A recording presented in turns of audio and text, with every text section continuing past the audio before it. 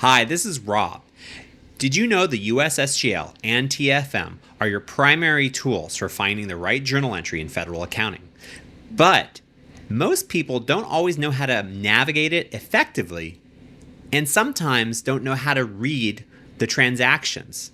So what we're going to do is walk you through two real scenarios: how to record an appropriation under a continuing resolution and how to record buying equipment. By the end, you'll know how to use the transactions, how to read the comments, and you'll know that you're posting a correct journal entry. So let's get started. First, I want to show you.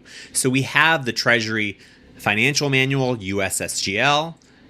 You navigate to the USSGL Part 1 if you're going to do research in your current year, for the most part. Then you can go down to your transactions.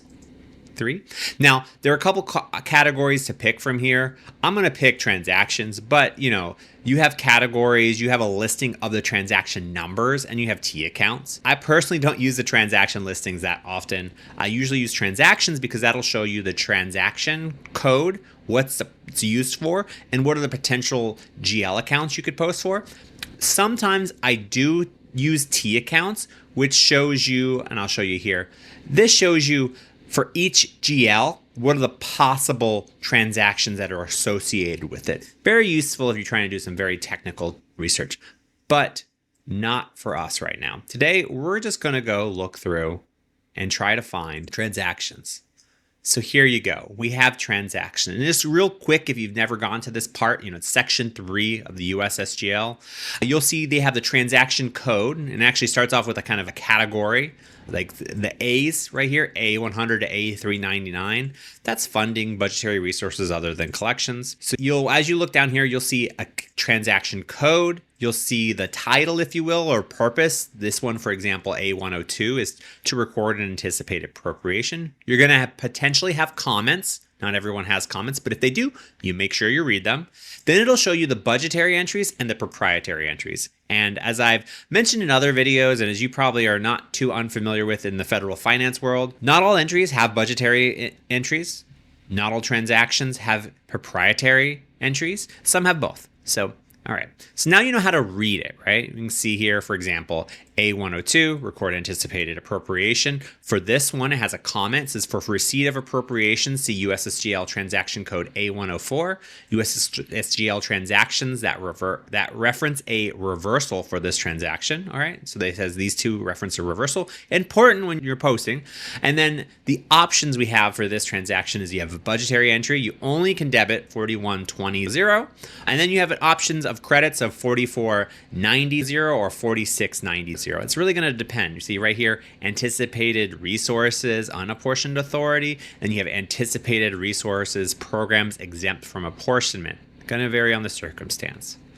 But let's get started in the real world. So let's say you're in your accounting group and your agency, and you're told, hey, I need you to record a continuing resolution. And you're like, great, I don't know how to do that. And that's no problem. Everybody's got to start somewhere. So what I would recommend is you can go to your transactions here. And so we know we're looking for a continuing resolution. So I'm just going to do a simple Control+F, and I'm going to go continuing resolution. And then we're going to see what comes up. All right. So the first thing that hits, we record authority temporarily unavailable. Not really what we're looking for the initial posting, because some of this sounds right. To record permanent reduction, not what I'm looking for. I'm looking for posting the CR. Okay, not this one's a recorded amount appropriated receipts from an agency is unavailable. No. Okay. To record the annualized level of an appropriation provided under a continuing resolution or a newly enacted appropriation awaiting a warrant. That seems to be exactly what we want. But let's look a little further. So the comment says also post USSGL transaction code A197, which doesn't happen very often, but it's a very next one. To record the fund balance of Treasury under the terms of a CR. Also post reversal of USSGL transaction code A102 if authority was previously anticipated. So right now, when I'm reading this, I'm saying, okay, if I'm looking to post an appropriation, So this is going to be it. Now, I know I'm going to have to also post transaction code A197. And it says also post reversal of A102 if authority was previously anticipated. And let's say in our scenario, it wasn't. But if it was, you'd know that. And you need to go back and reverse what you posted in transaction code A102. And there's a reference right here. It's really great. Good reading. If you're ever not sure the real purpose behind a transaction, look up the references. It usually adds a little more detail and color behind it, and that's useful. So let's look at the entry. We have budgetary entries. Now, there's a number of appropriations right here. We're just going to go with a 4119, zero other appropriation, realize. I just think it's funny myself that the other appropriations, realize, is probably the one you're going to use the most as opposed to these more specific ones, but that's cool. And then you have the credit options of 4120, 4450, and 4620. Our situation, we would be like, okay, maybe we debit 4119 and credit 4450. Easy day, right?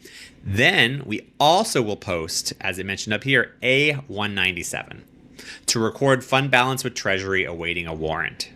Now, this one you see all immediately tells you A196. You have to post that if you're doing a CR, right? Or newly enacted appropriation awaiting a warrant. And it gives you a little more detail. This transaction is also used to record additional funding provided under a revised or extended continuing resolution, as well as newly enacted appropriation. Under revisions or extensions of CRs, reverse USSGL A128, use while awaiting a warrant derived from the general fund of the U.S. So that's a lot of words. We read it, but basically we know we need to post this. Now this one makes it a little easier. There's only two options: debit 1090.00 and credit 3090.00. You'll see this fund balance with Treasury awaiting a warrant or mandated non-expenditure transfer, and unexpended appropriations while awaiting a warrant or mandated non-expenditure transfer. It's an easy day. So that's how you would do your research to post. And other ways you could do this, let's say you were thinking, let's go back to that. Let's go back to the T accounts, because this is another way. If you know the GL you're looking for, but you don't know which transaction codes it could be, you can search for it. So we're going to control, and we're going to go 1090, because that's a fund balance with Treasury while awaiting a warrant. So you'll see here, you have all these options: A196, A197, A215, A224, A226. So you can, if you already know your GL, it's a debit, right? You're going to be recording it. So you can go, okay, well, these are the transaction codes I should look up and figure it out, right? How to post it. All right. So now let's go to the second option or second scenario. Now this is purchasing equipment, right? Now, equipment, if you don't remember, we can go to the USSGL chart of accounts. I like definitions better than the actual chart usually, because then I can see what they are. Let's just look up equipment. All right, equipment 1750.00. Okay, so now we know the account we need to post. Let's Control F, Control C it. Now let's go back to our transactions, and we're going to Control F and see, okay, what comes up for equipment? And this is probably it.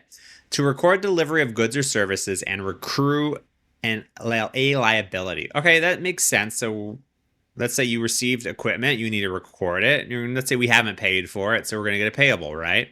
Basic stuff. So you can already see here that you're debiting your 4801, you're crediting your 4901. Undelivered orders unpaid to delivered orders paid, which is great because it's on that movement from undelivered unpaid. Eventually, it'll make itself to delivered paid, but right now, so we're taking that stop of delivered unpaid. Okay, so the comments on this though, we have if funded by direct appropriation. Also post transaction code B134. Great. We assume title has passed. Here's what I like to. Also use USSGL transactions codes G120, 122, and 124 to track purchases. All right, well, we purchased something, right? We purchased equipment. Let's read further. Payroll. Okay, we're not really needing that one. Intra-agency. Talking about costs. All right, a lot of payroll stuff. And then grants, right? Grants payable. This is just not relevant for our scenario of posting or recording an equipment, but is relevant if you're going to do other things. So let's scroll down proprietary entry. All right, we know our debit account, right? This is an asset, equipment. Let's see what our credit is. All right, 2110, that makes sense, right? We're at payables, and that's a good connection point. If you have your 4901s, then you should kind of equal your 2110s, right? Delivered orders unpaid. It means you are going to create a liability. Now, what was this under entries we needed to post? Is also post G120, 122, and 124. Okay, let's just search that. Control F, G120. Let's find it. And it's back down here. All right, to G120, to record activity for current year purchases of property, plant, and equipment. What's the 122? To record activity for current year purchase of inventory, and 124 to record activity of current year purchases of other assets not recorded as PPE or inventory. Okay, so it kind of gets it all covered. We're going to do equipment, so that's going to fall under PPE. So we can see here that the transaction codes that would be related to this are referenced here. Always good to know if they should reference that. Here's the reference if you wanted to look up and get a little more guidance, but then here's the entry. There's no budgetary impact. This is a memo entry, not the most common that you'll see every day, but it exists. Be aware of it, the 800,000 series, but it's 880200. It's the purchases of property, plant, and equipment, and then you have your credit, 880100, offset for purchases of assets. So that is a kind of a quick and down and dirty, if you will, how to read the Treasury transactions, how to redo a little bit of research, whether you know the words you're looking for, controlling Fing, or if you know the GL account, as I showed, you can find the transactions that are related to that, and you can make your accounting entries. So hope you learned something. If you have any questions or something you would like to learn, just hit me up in the comments and I'll see if I can make my next video on it. And thanks for listening, and please subscribe.